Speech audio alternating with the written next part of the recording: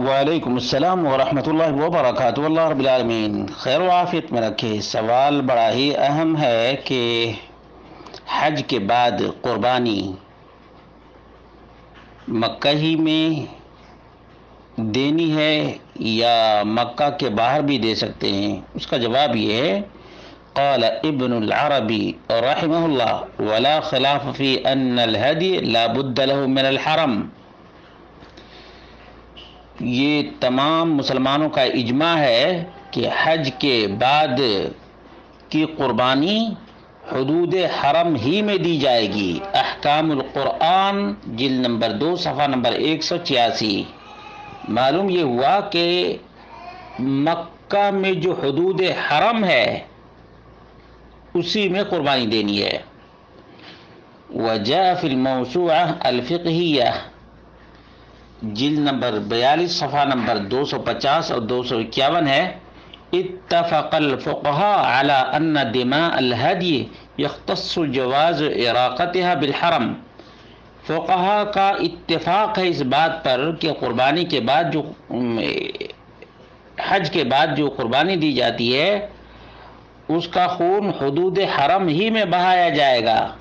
ولا یجوز ذبح شیء منها خارجہ، اور کوئی بھی حج کے ساتھ قربانی حدود حرم کے باہر نہیں کی جائے گی، کیونکہ اللہ رب العالمین نے فرمایا ہدیم بالغ الکعبہ، ہدیم بالغ الکعبہ، اور وقولہ تعالی ثم محلها الى البیت العتیق، ان دونوں آیتوں کی وجہ سے، اور نبی اکرم صلی اللہ علیہ وسلم نے فرمایا نحرتها هنا ومنا كلها منحر فانحروا في رحالكم، میں نے یہاں قربانی کی ہے حج کے بعد، اور پورا کا پورا منا منحر ہے یعنی قربانی کی جگہ ہے، تو اپنے اپنے خیمے میں قربانی کرو۔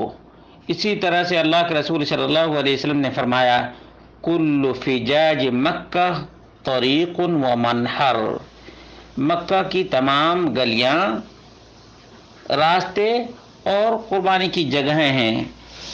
ان تمام دلائل سے معلوم ہوا کہ حج تمتع اور حج قران کرنے والے اپنی قربانی حدود حرم ہی میں کریں گے، حدود حرم کے باہر نہیں، حدود حرم کے باہر نہیں یہ حج کی قربانی کر سکتے۔